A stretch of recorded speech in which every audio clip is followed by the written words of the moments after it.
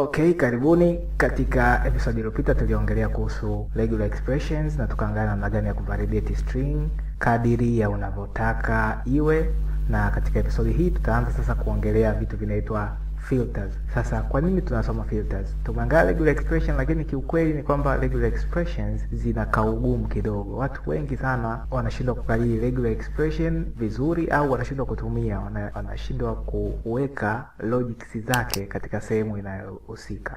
Sasa kwa kutambua hilo, PHP imefanya mambo yamekuwa marahisi kwa kuweka kitu kinaitwa filters. Sasa filters zenyewe hazifanyi kazi exactly kama regular expression, na maanisha zenyewe zinafanya kazi ndogo kidogo, hazina range kubwa kama regular expression, lakini kiukweli ni kwamba zinafanya kazi nzuri sana katika kuvalidate input zako katika form. Sasa katika episode hii nimetengeneza folder, nimeliita filters, hili hapa, lakini hapa linaonyesha katika capital letter, lakini kiukweli jina lake ni hili hapa, inaitwa filters.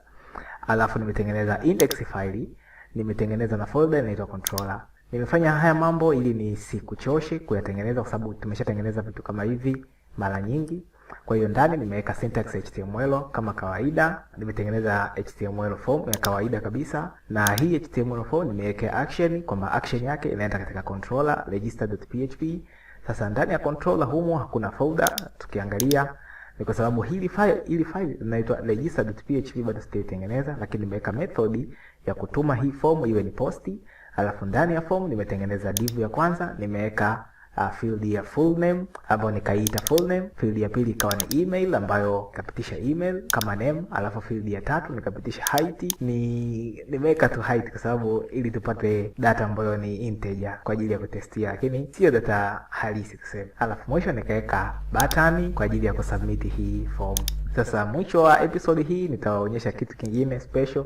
Kwa hiyo ni vizuri kukaa mpaka mwisho wa episode ili uone kitu gani special katika episode hii. Kwa hiyo baada ya hapo inatubidi tutengeneze file ambayo inaitwa register.php kwa ajili ya kusubmitia form yetu. Kwa hiyo nikiingia katika controller nitaandika register.php, na humu ndani ndio PHP zetu zitakaa. Kwa hiyo ni vizuri kwanza kuziandika kabisa kwamba humu ndani ndio PHP.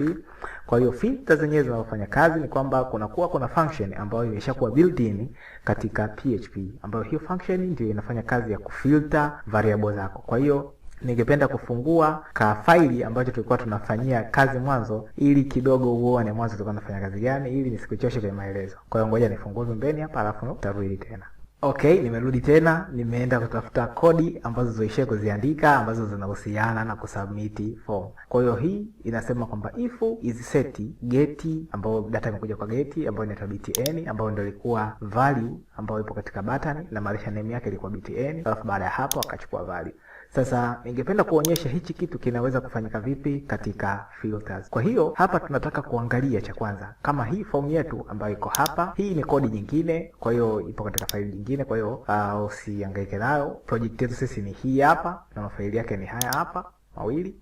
Kwa hiyo hii ndio PHP yake na hii ndio HTML yake. Kwa hiyo kama nikisogeza hivi kidogo ili tuione yote hadi hapo ya. Kwa hiyo sisi sasa hivi tuna form ambayo ina name ya submit. Tunataka tuangalie kama hii data imesubmitiwa kule. Kwa hiyo ni very simple. Utaenda katika faili lako ambalo la PHP, utasema filter kama nilivyosema kwamba hizi ni PHP function ambazo zimeshawekwa. Kwa hiyo mimi nitasema filter has, na hii function inapokea parameter mbili. Cha kwanza kabisa ni aina ya request ambayo hiyo data inatokea. Kwa hiyo sisi tunafahamu kama form yetu ambayo ipo huku inakuja kwa njia ya post hii hapa.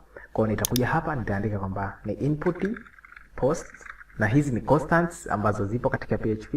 Nadhani sijaziongelea, lakini tutakuja kuziongelea mbele yake. Unaweka data yako sasa ambayo unataka kuiangalia kama ipo katika request. Kwa mimi nataka niangalie kama katika request yangu kuna data inaitwa submit. Kwa hiyo hapa nitakuja nitaandika submit kuiangalia kama hii data ipo. Kwa hiyo kama tunavyoangalia, hii itarudisha boolean, itarudisha true au false. Kwa hiyo hapa ninaweza nika echo hivi. Kwa hiyo kama request yangu ambayo ni posti itakuja na value inaitwa submit, basi tunategemea hapa kupata true, lakini kama haitakuja nayo basi tunategemea kupata false. Kwa hiyo sasa hivi inabidi nikafungue hili file ambalo lipo katika filters. Kwa hiyo nitaenda katika browser, nitasema localhost, alafu mbele nitaandika jina la folder ambalo inaitwa filters hivi, alafu haina haja kuandika index kwa sababu index ndio faili la kwanza itakalo load. Kwa hiyo kama nikifungua, hii ndio form yetu ambayo imetokea. Kwa sasa hivi ninaweza nikaja hapa nikaandika jina la kwanza maybe Faisal, jina la pili Alfonsi, kitu cha tatu ni height, urefu wangu. Kiukweli urefu wangu sifahamu, kwa hiyo nitaandika 50. Baada ya hapo nitasubmit. Asema value must be greater than or equal to 200. Sasa unaweza kujifikiria hii validation imetokea wapi? Hii validation nimeiweka katika form hapa. Katika HTML kuna uwezekano wa kuweka validation ya input ambayo nataka iingie. Kwa hiyo mimi nikaandika kwamba hii height iwe ina name ya height, lakini iwe ina minimum value ya 200 na maximum value ya 500. Kwa hiyo niitoe hii kwa sababu ilikuwa sio lengo langu na hii ndio ilikuwa siri ambayo nilitaka niitoe mwishoni, lakini nimeshaanza kuitoa sasa hivi. Kwa hiyo nikirudi huku nikirefresh hii HTML, alafu nikaandika height hapa kwamba ni 50, alafu nikaandika jina, andika Karaka Faisal, alafu Alfonsi hapa, alafu nikisubmit. Sasa hivi tunaona tumepata moja. Sasa moja inasimama badala ya true, ni kwamba data ambayo inaitwa DTA ambayo inaitwa submit imepatikana. Lakini kama nikienda huku nikiangalia data ambayo haipo, mfano nikaweka data ambayo inaitwa go, tunafahamu kwamba katika form yetu hakuna data inaitwa go. Kwa kama nikija huku tena nikisubmit hii form, tunaona tumepata blank, ni kwa sababu data ambayo inaitwa submit haipo na kile kitu kimereturn false. Kwa hiyo hivi ndivyo jinsi ya kuangalia value kama ipo. Kwa hiyo sehemu hii ya mwanzo tayari tumeshaikava. Kwa hiyo kinachotakiwa hapa ni kurudisha kilichokuwepo mwanzo, alafu kuweka if statement sasa ya kuonyesha nini kifanyike kama hiyo data itapatikana. Kwa hiyo nitakuja hapa mwisho, nitafungia, alafu nitaenda huku mwanzo, nitaweka if statement hapa kwa sababu ndiyo inapotakiwa kuwa. Kwa nitasema if, alafu ndani filter, alafu huku sasa kama itapatikana tutaendelea mambo mengine, lakini else kama haitopatikana itabidi tumrudishie message. Sasa kama nilivyosema kwamba ilibidi handle hii error vizuri, ni kwamba tumrudishe kule nyuma alafu tumpe na message. Lakini kuepusha episode isiwe ndefu, nita echo tu hapa, nitasema kwamba data haikupatikana ya hivyo. Kwa hiyo ikipatikana tutaendelea humu ndani.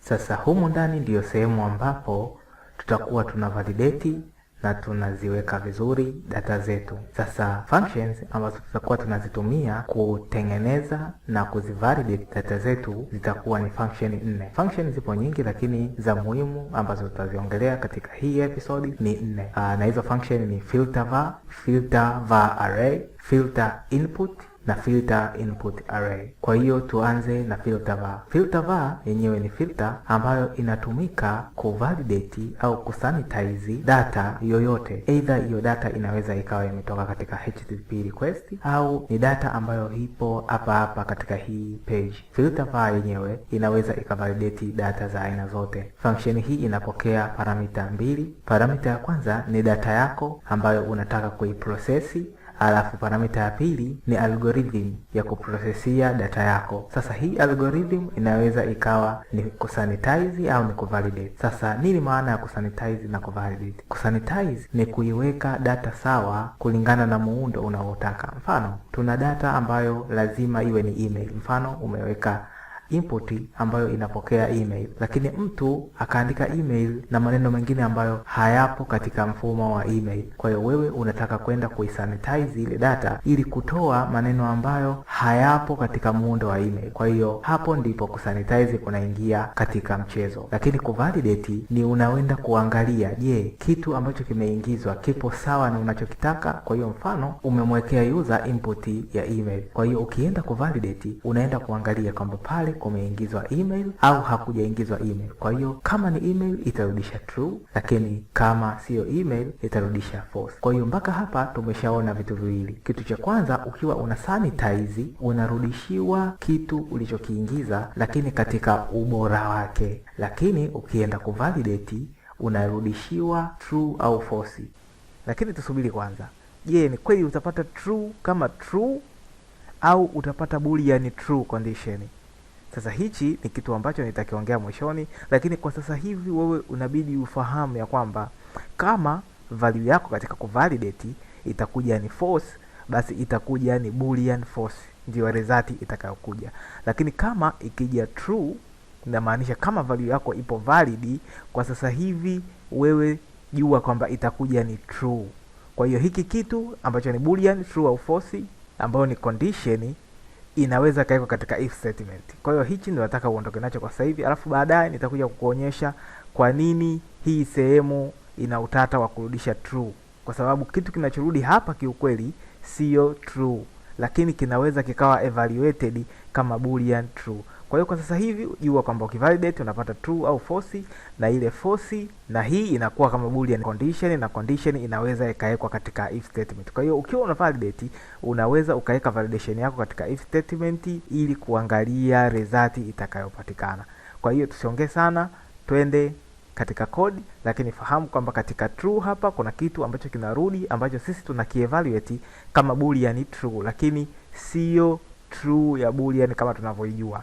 Kwa hiyo mwishoni mwa episode hii nitaonyesha hapa kinarudi nini, lakini kwa sasa hivi ningeomba ukalili hivyo. Sasa kuna watu wanaweza wakasema Faisal ameanza kutukalilisha, lakini hapana. Hii ni concept ambayo inabidi iingie taratibu. Kwa hiyo kimfano kama tulivyokuwa darasa la pili tulikuwa tukiambiwa 3 kutoa 5, tukawa tunasema haiwezekani, lakini tulipofika darasa la 3 tukaambiwaje? Tukaambiwa 3 kutoa 5 ni sawa na -2.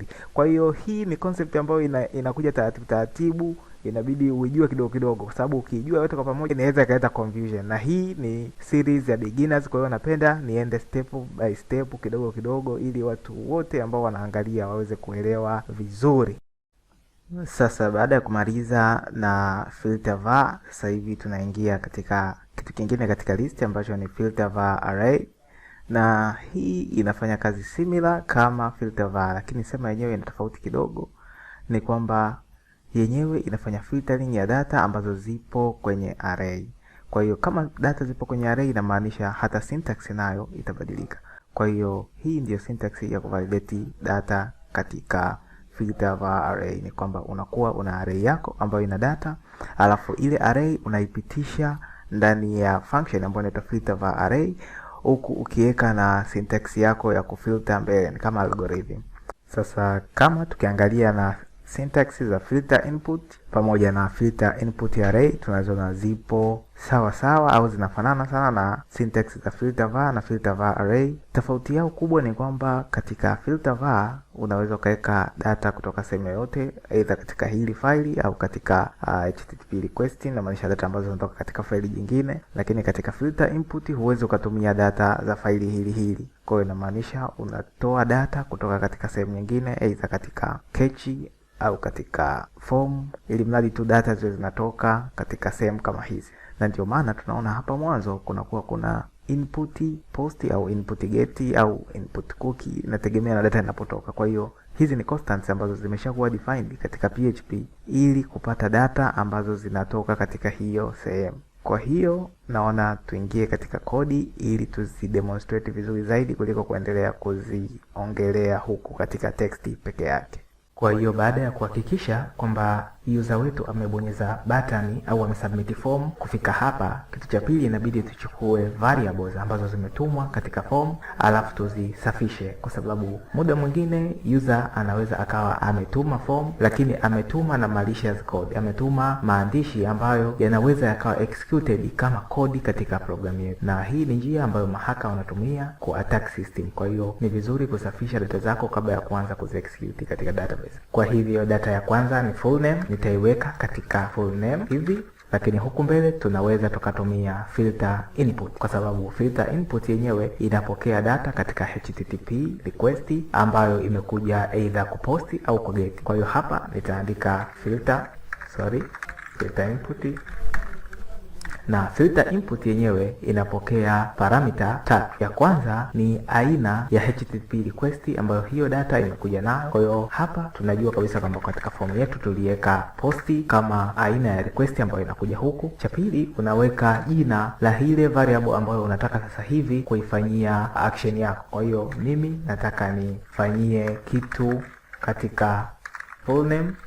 Alafu cha tatu unaandika algorithm yako ambayo unataka kuifanya kwa muda huu. Kwa hiyo mimi kwa muda huu nataka ni sanitize data, na kusanitize kama tulivyosema ni kwamba ni kufuta maneno ambayo hayahusiki katika string. Kwa hiyo hapa nataka nitoe maneno ambayo hayahusiki katika string ili full name ibaki na maneno ambayo ni string peke yake. Kwa hiyo nitakuja hapa nitaandika constant ambayo ipo katika PHP imeshakuwa declared, inaitwa filter.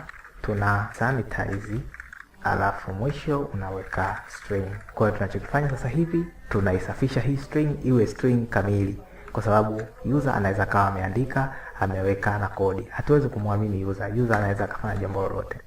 Kwa hiyo kitu cha pili tunataka tusafishe email, kwa sababu email nayo inatumwa. Kwa hiyo hapa tutaweka katika simulator, tutaweka ni email nayo vile vile tutaifilter kwa input, kwa sababu nimechagua input kwa sababu nataka nionyeshe kwa data ambazo zinakuja kwa request. Kama hii inakuja kwa request ya post, lakini ungeweza vile vile kutumia filter var na ungeipokea tu kwa post, ungeweka katika variable au ungeipitisha moja kwa moja. Lakini tunatumia input kwa sababu tumependa, na tungeweza kutumia var. Kwa hiyo hapa mbele nitaweka aina ya request inakuja nayo. Kwa hiyo inakuja kwa input post na inaitwa email. Kwa hiyo hapa nitaandika email, na mwisho nitafilter sasa kwa kusanitize, na hii itakuwa ni email, na ya tatu itakuwa ni height.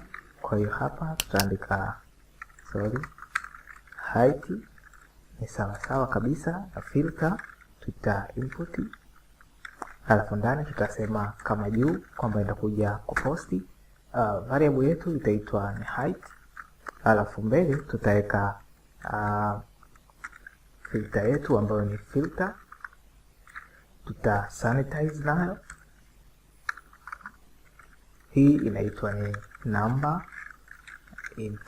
Kwa hiyo hii itatumika kutoa character zote ambazo hazihusiki katika integer katika string yetu ambayo tumeidefine kule kama integer. Kwa hiyo kilichobaki hapa ni kuanza kuzijaribu.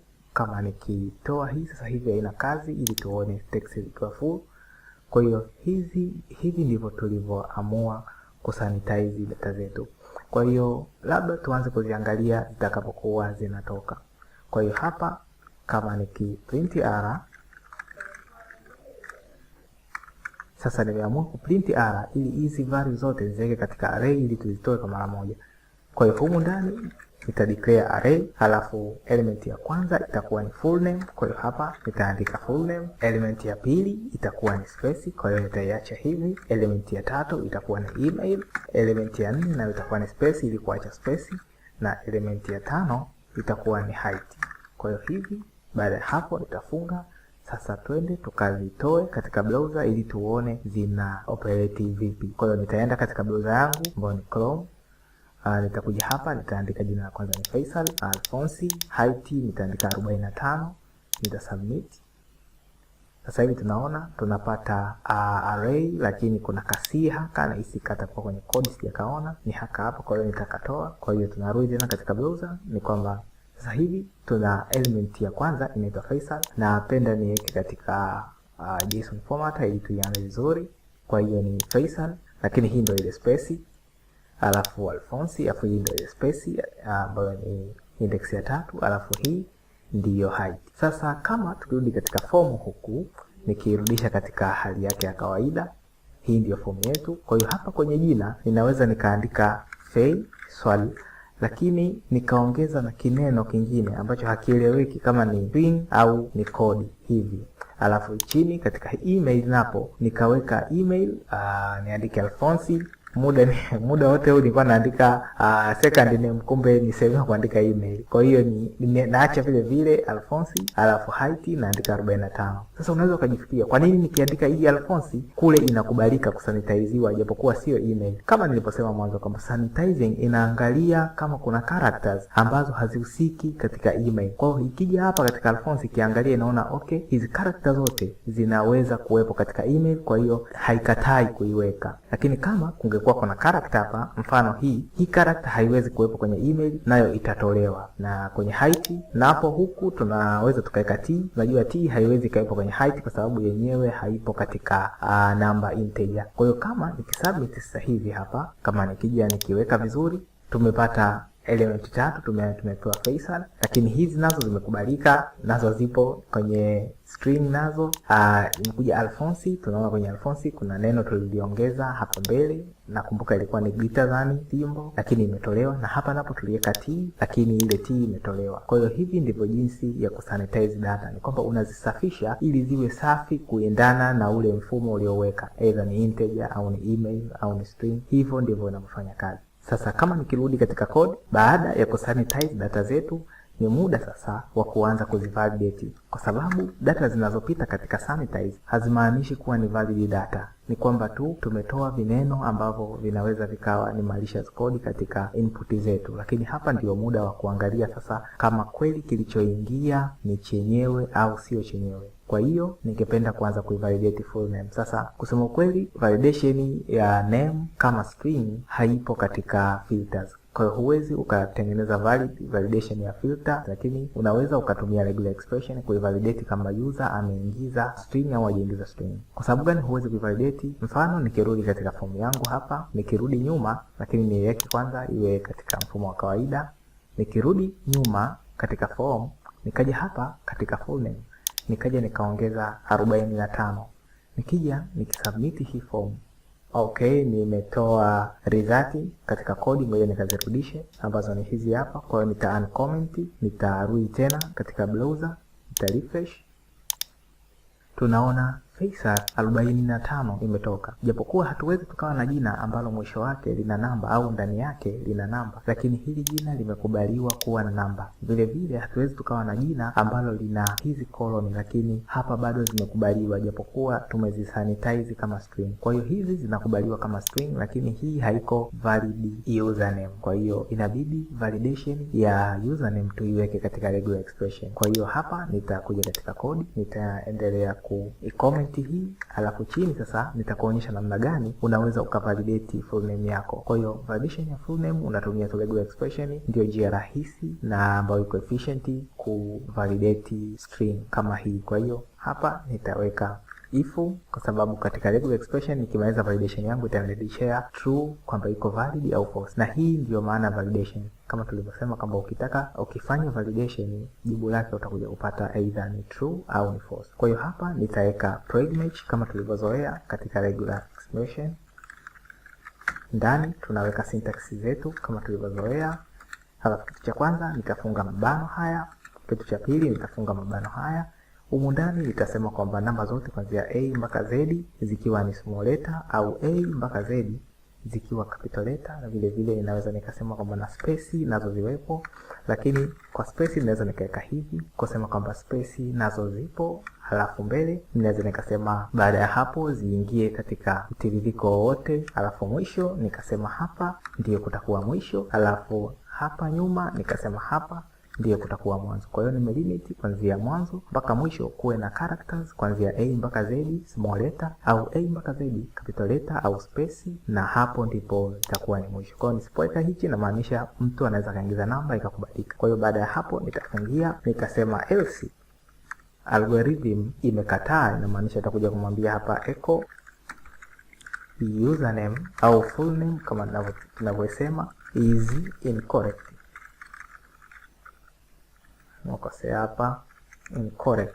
Kwa hiyo kama ni correct itakuja hapa itaendelea. Kwa hiyo ningependa kutoa tu message ya kawaida hapa kwamba echo ili tuone correct. Nitafunga, nitakuja katika browser nijaribu. Kwa hiyo nitarudi hapa, rudi nyuma, nitasubmit. Oops, kuna kitu nimesahau. Baada ya kuona error nimekumbuka kwamba preg match inapokea paramita 2 na sisi tumeweka tu paramita moja ambayo ni pattern, lakini hatujaweka tuna validate ya nini. Kwa hiyo hapa tuna validate full name ambayo imeshakuwa sanitized ambayo ni hii hapa. Kwa hiyo hapa nitakuja nitaongeza full name.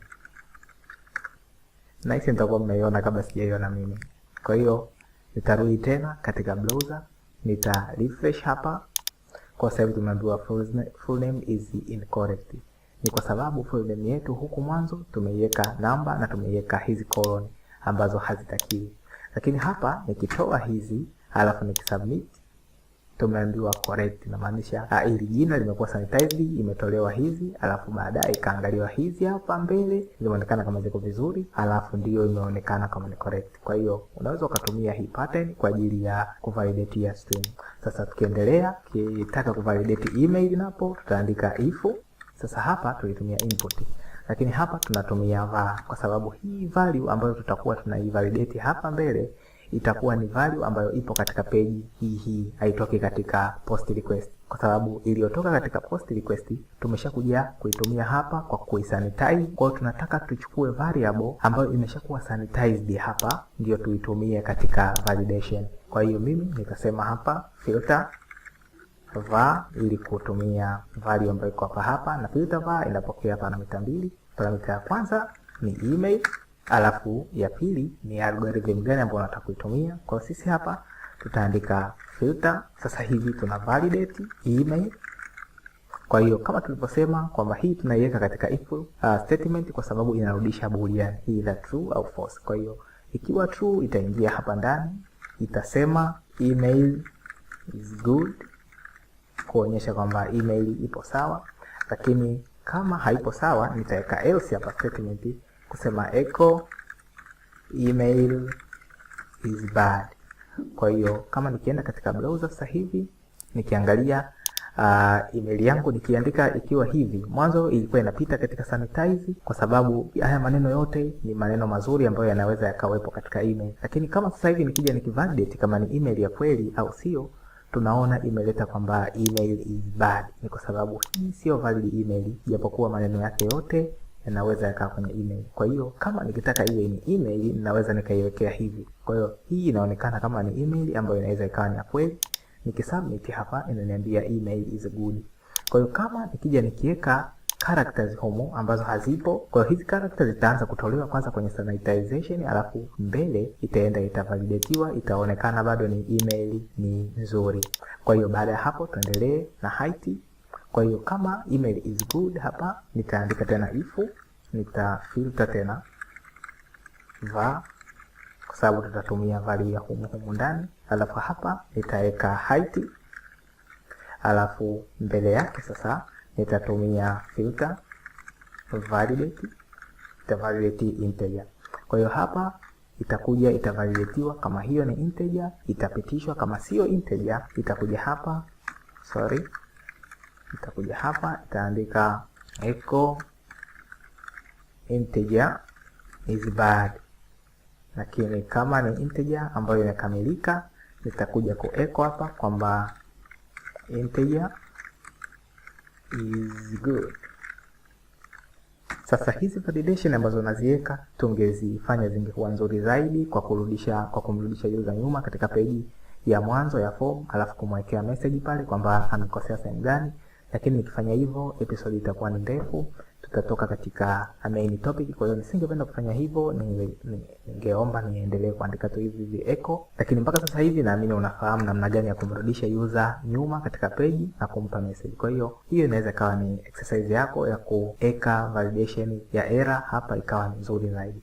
Kwa hiyo hapa ni validate height, kama ni integer nasema integer is good. Kwa hiyo kama nikija huku nikisubmit tunaona integer is good, ni kwa sababu hii t hapa itatolewa na sanitization, alafu baada ya hapo ndio itasubmitiwa. Kwa hiyo hii ndiyo namna ya kutumia filters katika kuvalidate input zako ambazo zinatoka katika form. Sasa naona episode imeshakuwa ndefu sana na watu mnaweza mkama mmechoka, kwa hiyo ningependa kuikata hii episode iwe ni episode mbili, kwa sababu bado kuna function mbili hatujaziangalia ambayo ni filter input array na filter var array. Kwa hiyo hivyo vitu viwili nitavimalizia katika episode inayofuata. Kwa ni muda wa kutake break, labda kunywa maji au pumzika kidogo, alafu endelea na episode inayofuata katika function za filter var array na filter input array. Asante.